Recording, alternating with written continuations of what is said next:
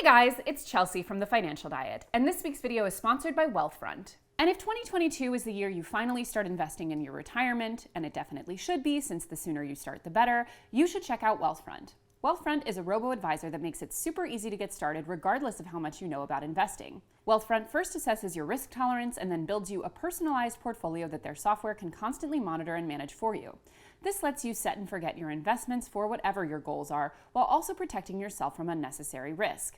They offer a wide range of investment accounts, including both a traditional and Roth IRA retirement account. Setting up your account is super easy. You just need a few minutes and $500 to open up an investment account, and they'll take care of the rest. Wealthfront's annual management fee is just 0.25% of your assets annually. And right now, TFD viewers can get their first $5,000 managed for free. So if you open an account with our link and grow it to $10,000, your monthly management fee would be just about $1. Click the link in our description to check investing off your New Year's resolution list. So it's January, guys, which as your favorite Aquarian is, of course, the most important month of the year. But it's also a year at which radical and unsustainable and often counterproductive lifestyle choices, which often just amount to weight loss masquerading as other things, are basically taking over the culture. It's all over social media. It's become sort of a normalized part of how we're supposed to start the year. And there's often a ton of focus on radical changes with little focus on how these changes actually play out into sustainable lifestyle choices. And aside from the ever-popular losing weight, a lot of these big January overhauls also happen to coincide neatly with turning into a better version of ourselves or wanting to think of ourselves a certain way. We often talk on TFD about the phenomenon of spending in the interest of trying to become a different person. And similarly, buying a certain type of product or adhering to certain labels can give you that same jolt of, I'm the sort of person who does this, even if it's not necessarily true. Whether it's radical elimination diets, sobriety, new physical activities, going vegetarian or vegan, going zero waste, a lot of the discourse in January tends to follow some of these narratives. And I recently did a video all about how dangerous some of these diets can be. Now, of course, this isn't to say that it's not a good thing to start the year wanting to do things differently or in some cases better. But we've been around now long enough to know that in general, anything you're doing that is a hardcore shift from your norm for 30 days with no actual plan to keep it going beyond that tends to work against us in the long term. But what often makes these changes harder goes well beyond the fact that they're unsustainable, because even if we manage to adhere to our resolutions 100% in the month of January, we often might be being misled in terms of what we're actually buying, consuming, or switching to. Because as trends like clean beauty, veganism, eco-friendliness, zero waste, and going organic have become far more popular, capitalism has done what capitalism always does best. It's caught on, and it's working overtime to trick you. They want to give you products that make you feel like you're doing less harm or making better choices for yourself, but they don't actually want to do all that much on their end to ensure that it's true. And with an increasing amount of popular labels out there like organic, natural, small batch, certified B Corp, cruelty-free, and others, a lot of this becomes so muddy and confusing that half the time you're not even really sure why you're buying something. Does a shampoo have to be cold pressed? We know sulfites are generally supposed to be bad, but why? Does cruelty-free mean something is actually ethical? And what the hell is eating clean? None of you can tell me.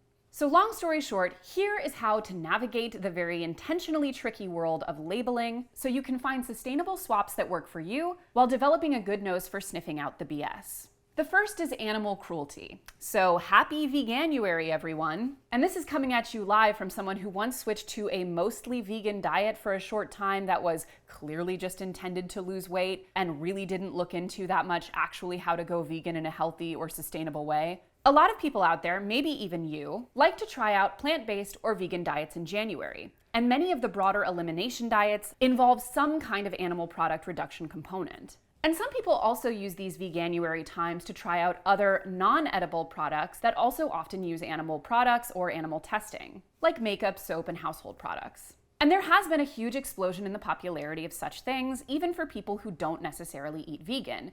Many people find it easy and preferable to swap to things that are cruelty-free in their, let's say, beauty regimes. And in response to this increasing demand, there are more quote-unquote cruelty-free products available than ever. However, as it becomes more popular and a clearly interesting marketing tool for otherwise completely uninterested in ethics companies, that means there's a lot more BS to watch out for. One quick distinction to make about a product with regards to animal testing, which you can usually find on their website, is whether the no animal testing policy refers to the product itself or the various components and ingredients of the product. For example, a tube of lipstick might not be tested on animals, but the company might have commissioned another company to test one or some of the ingredients on animals. And usually, if a company is in the clear for both, it will say something along the lines of, X company does not test its products on animals, nor does it commission others to test ingredients on animals. You also want to watch out for lines about not testing on animals except in countries where it is required by law, which means that the company sells its products in mainland China and thus does put them through an animal testing process there. Another tricky label to watch for that's become very popular in recent years for cosmetics and personal care is vegan formula. Basically, the formula here is doing a lot of heavy lifting, as it will usually mean that yes, the product is free from animal-derived ingredients, but it was still likely tested on animals at some point. This has been used for brands like Herbal Essences and more recently Rimmel, which claim a product has a vegan formula, while their testing policy is not consistent with those practices. The best symbol to look for that is actually meaningful and accurate is the Leaping Bunny certification, which is generally more strict and reliable than a PETA certification. But all of this kept in mind, remember that a Leaping Bunny certification may mean that a product is kind to animals, but nothing about whether or not it's kind to humans. For example, while CoverGirl recently went cruelty-free and started releasing vegan products, its parent company, Coty, is one of the many beauty companies where, despite its workforce being primarily women, men in C-suite positions habitually out-earn their female counterparts, making female representation exponentially more concentrated at the low-earning end. And keep in mind that there is also always a global impact to ingredient sourcing, whether that's from animals, plants, minerals, or other sources. According to an analysis by risk assessment company Veris Maplecroft, common cosmetics ingredients such as shea nuts, silk, avocado, tin, copper, cocoa, candelilla wax, and others all have a moderate to high risk of involving human rights abuses due to the exploitative nature of the industries that harvest them.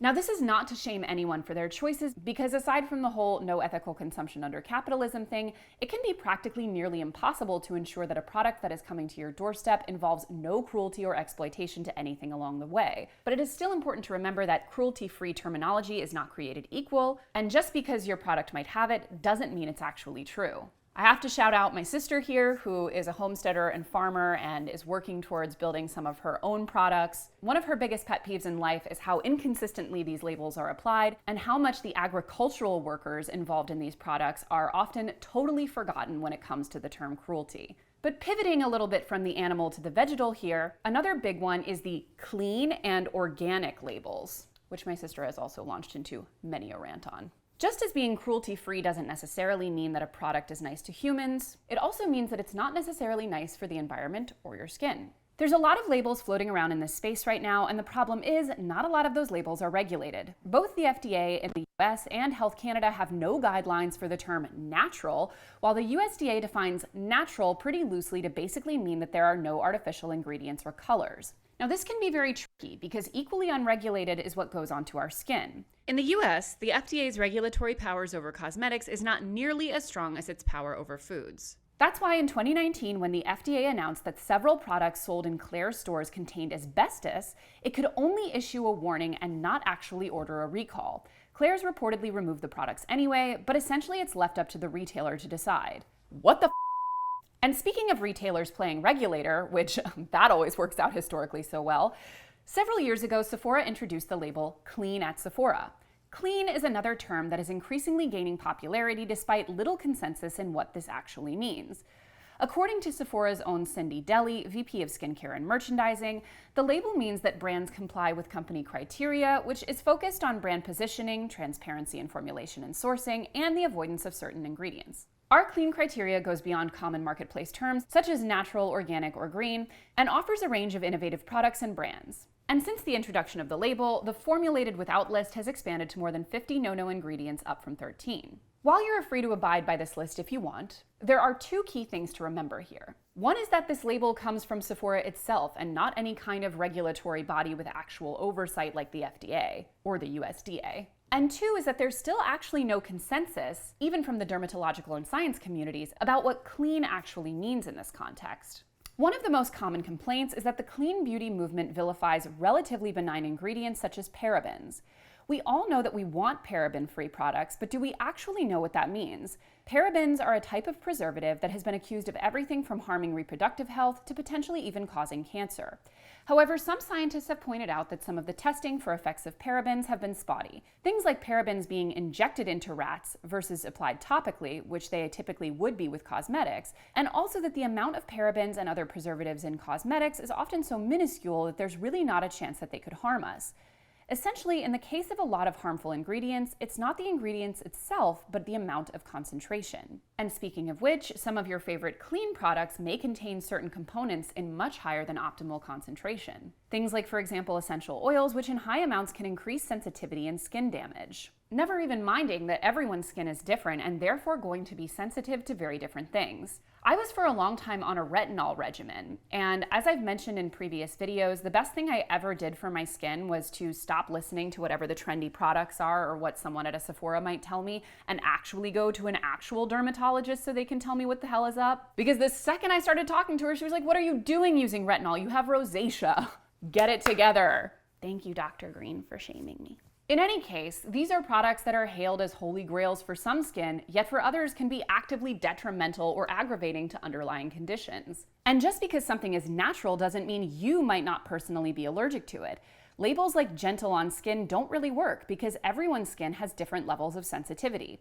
The best way to determine what ingredients your skin does and doesn't respond well to is through a dermatologist. But in general, if your current drugstore soap isn't making you break out into rashes and dry spots, it's probably fine. The demand for clean products can increase the demand on certain ingredients or components which are notoriously bad for human rights violations. Marketing like, "This bronzer is made from 100% natural cocoa. You can actually pronounce it. You know what else I can pronounce? Child labor." In some cases, synthesized ingredients are actually the more ethical alternative when you count human labor and environmental impact, even something as simple as vanilla. The almighty gluten-free has become increasingly popular in both food and cosmetics labeling. And it is actually very useful for people with celiac disease. Those who suffer from the rare but painful autoimmune disorder don't just experience symptoms when eating food contaminated with gluten, but can also experience symptoms if their shampoo or lotion happens to contain gluten. The problem is, if the gluten-free food craze of about 5 years ago proved anything, it's that if it's on a label, we immediately assume it's important for everyone. Hence, in 2016, Americans spent an estimated $15 billion on gluten-free foods, despite only about 0.1% of people in Western countries having celiac disease, and other intolerances might only be as high as 6%. So for the 0.1% of Americans who might need a gluten-free shampoo, it's great that there's a label for that. But for the remaining 99.9%, don't get caught paying a premium for that label. I will say, though, that my childhood best friend's mother has celiac disease, and all through growing up, her ability to eat was so chaotic and so limited. Even any restaurant, any product bought pre-made, it was a nightmare for her. And that woman has been living her best life since the gluten-free craze. So at least there's that. Lastly is the greenwashing of brands. Some brands don't actually have any commitment to being clean in a meaningful sense of the word, but leverage their marketing to imply that they do through things like very minimal or old world looking packaging, or keywords such as fresh or handmade. Some of these include Kiehl's, Aveeno, Origins, and perennial millennial favorite, Lush. Although these brands are often assumed to be natural, they commit a number of cosmetic industry sins. Some test on animals, some use palm oil, some use mica, and so forth. And we're not saying that any of these factors make these brands inherently bad, especially since there's no universal consensus on whether or not clean beauty is actually better for you. But a lot of these brands, like Kiehl's and Origins, charge a fairly significant price for their products, and if something is using logos with pictures of beautiful trees to parade as something that it's not, you should know before you go to spend $35 on it. Essentially, the second you start to dive a little bit deeper on some of this labeling or marketing or packaging, you start to realize that it's very difficult to separate what actually has meaningful impact versus what is just branding. And just because something might be better in one respect, like not testing on animals,